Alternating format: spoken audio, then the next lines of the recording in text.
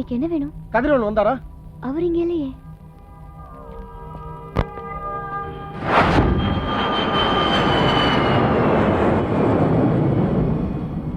கதிரவன் இருக்காரா? அவங்கெல்லாம் கிளம்பி போயிட்டாங்க ஐயா.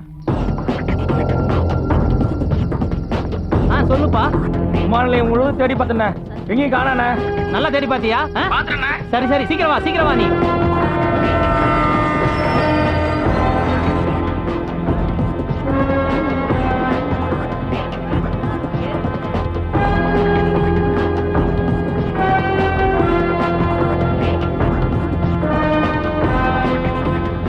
இந்த இருக்கு. சீக்கிரம் போங்க, சீக்கிரம் போங்க, சீக்கிரம் போங்க.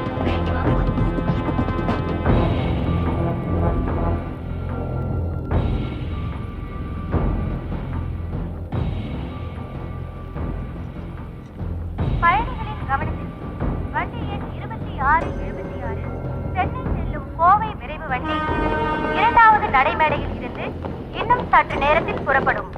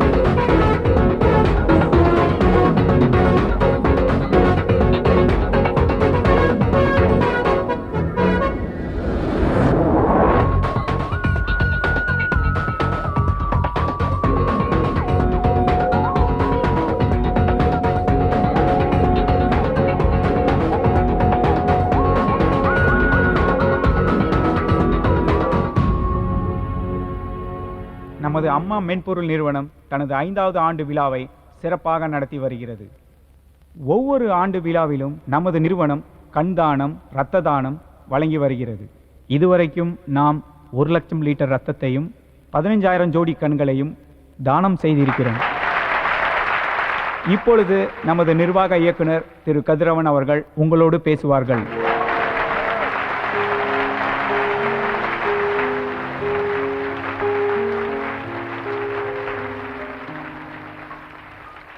பணம், பொன், மண், கண் இது எல்லாத்தையும் தானம் செஞ்சது மட்டும் இல்லாமல் தன்னோட உடலையே தானம் செஞ்ச ஒரு உயர்ந்த மனிதர். வாழும் வரலாறாக இன்னைக்கு நம்ம கூட வாழ்ந்துட்டு இருக்கிற பாலம் அமைப்பை சேர்ந்த பெரியவர் ஐயா திரு கல்யாண சுந்தரம் அவர்களும் காசு மட்டுமே முக்கியம்னு இல்லாமல் இந்த உடம்புல இருக்கிற நோய்களுக்கு மட்டும் இல்லை, இந்த சமுதாயத்தில் இருக்கிற எல்லா நோய்களுக்கும் மருத்துவம் பார்க்குற ஒரு மகத்தான பெண்மணி அம்மா கமலி ஸ்ரீபால் அவர்களும் இந்த விழாவிற்கு வந்தது எங்களுக்கு மகிழ்ச்சியாகவும் பெருமையாகவும் இருக்கிறது. இரத்த தானங்கிறது ஒரு தவறான வார்த்தை. என்னை பொறுத்த வரைக்கும் அது ஒரு சேமிப்பு. இன்றைக்கி நம்ம கொடுக்குற ரத்தம் நம்ம உறவினர்களுக்கோ, நம்ம நண்பர்களுக்கோ, நம்ம அப்பா அம்மாவுக்கோ, ஏன் நாளைக்கு நமக்கே கூட பயன்படலாம். மரம் கூட இறந்த பிறகு உயிர் வாழுது. கதுவா, ஜன்னலா, மேஜையா, நாற்காலியா, கட்டிலா, தொட்டிலா, நாம் என்ன ஆகுறோம்னு யோசிச்சு பார்க்கணும். நாம கூட வாழலாம் நம்ம உறுப்புகளை தானம் செஞ்சோம். இப்போ உதாரணத்துக்கு பாகிஸ்தானில் ராவல்பிண்டியில் பிறந்த முகமது தல்கா ஷெஷாதுங்கிற 1.5 வயசு பையனுக்கு பிறவிலேயே கண் பார்வை இல்லை. சிகிச்சைக்கு சென்னைக்கு கூட்டிகிட்டு வந்தாங்க. மாற்று கண் பொறுத்துனாதான் கண் பார்வையே கிடைக்குங்கிற ஒரு நிலைமை. சென்னை மயிலாப்பூரை சேர்ந்த மரகதம் வெங்கடேஷுங்கிற ஒரு அம்மா தன் கண்களை தானம் செஞ்சுருந்தாங்க. அந்த கண்களை அந்த சின்ன பையனுக்கு பொறுத்துனாங்க.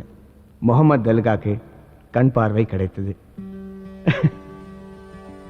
இது வரைக்கும் பகவத்கீதை படிச்ச அந்த கண்கள் இனி வாழ்நாள் முழுக்க குரானை படிக்க போகுது.